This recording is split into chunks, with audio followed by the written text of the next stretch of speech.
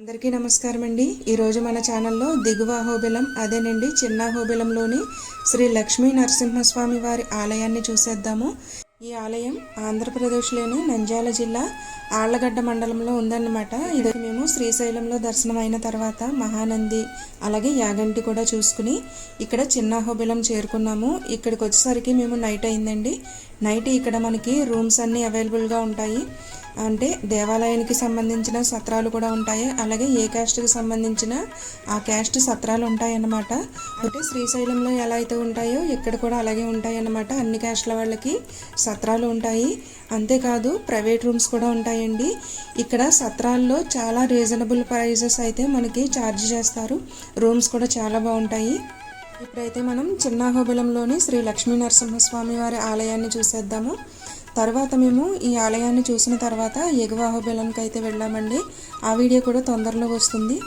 మీరు అహోబిల క్షేత్రాన్ని మొత్తం కూడా కవర్ చేయాలి అనుకుంటే 2 days ప్లాన్ అయితే చేసుకోవాలన్నమాట. 2 days ట్రిప్ ప్లాన్ అయితే చేసుకోవాలి. ఇక్కడైతే రూమ్స్ చిన్న అహోబిలంలోనే ఉంటాయండి. ఎగువ అహోబిలంలో అయితే తక్కువగా ఉంటాయి రూమ్స్. అహోబిలం చూడడానికి చాలా బాగుంటుందండి. ప్రకృతి సౌందర్యమే కాదు ఇక్కడి ఆలయాలు కూడా చాలా పురాతనమైనవి, చాలా బాగుంటాయి. అన్నీ కవర్ చేయాలంటే మినిమం 2 days అయితే పడుతుంది. ఇక్కడ నవనారసింహ క్షేత్రాలని ఉన్నాయన్నమాట. ఇక్కడ మీరు చూస్తున్నది చిన్న అహోబిలం అండి. దీన్నే దిగువ అహోబిలం అని కూడా అంటారు.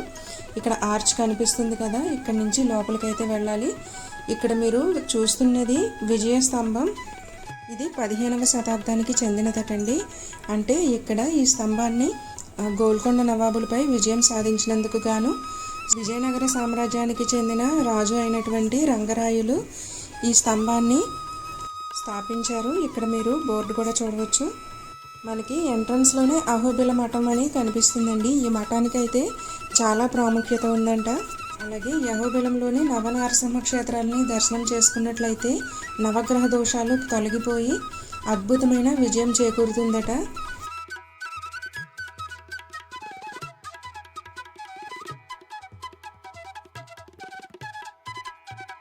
ఇప్పుడు గుడిలోకి అయితే వెళదాం. మొదటగా మనకి గోపురం కనిపిస్తుందండి. తర్వాత మరొక గోపురం ఉంటుంది. తర్వాత మనకి ఆలయ ప్రాంగణం అనేది కనిపిస్తుంది అన్నమాట.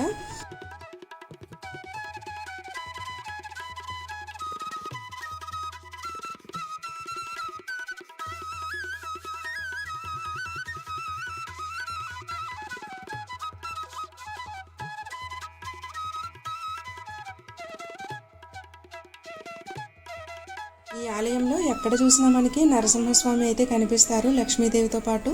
ఇక్కడ మీరు చూస్తున్నారు కదా, ఈ గోపురంలోకి ఎంటర్ అవగానే మనకి రైట్ సైడ్లో నరసింహస్వామి ఉంటారన్నమాట.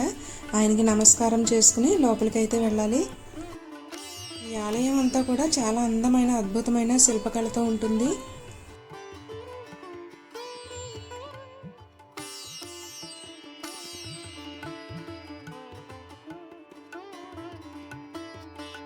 మొదటి గోపురం దాటగానే మనకి ఇలా ధ్వజస్తంభం వస్తుందన్నమాట.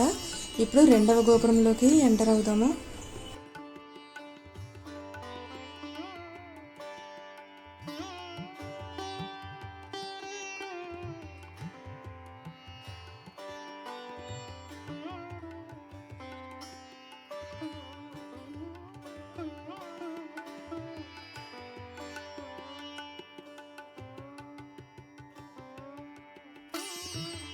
రెండవ గోపురం గోడలపైన మనకి లెఫ్ట్ సైడ్లో బల్లి కనిపిస్తుంది. అలాగే రైట్ సైడ్లో ఉడుము కనిపిస్తుంది అన్నమాట.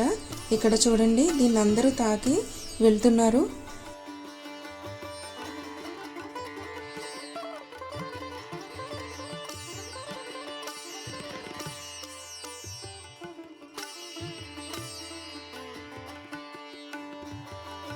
మనం గుడిలోకి అడుగు పెట్టగానే చాలా ప్రశాంతత వస్తుంది.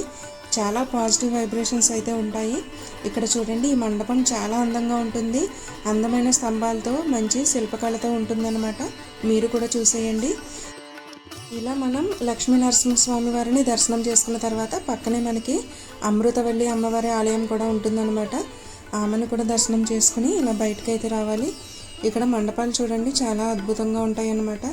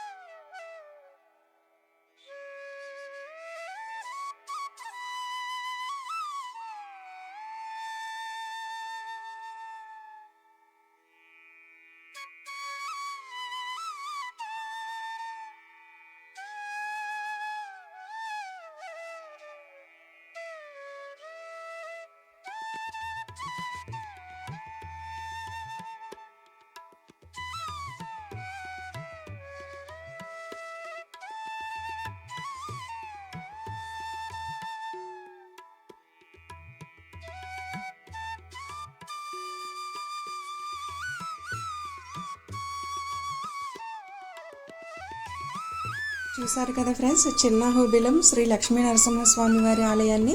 ఐ హోప్ మీకు ఈ వీడియో నచ్చిందని అనుకుంటున్నాను. నా వీడియో కనుక నచ్చినట్లయితే లైక్ చేయడం మాత్రం మర్చిపోవద్దు. మీ ఫ్రెండ్ అండ్ ఫ్యామిలీస్కి షేర్ చేయండి. మన ఛానల్ని తప్పకుండా సబ్స్క్రైబ్ చేయండి. పక్కనున్న బెల్ ఐకాన్ని యాక్టివేట్ చేయడం మాత్రం మర్చిపోవద్దు. Thank you for watching friends.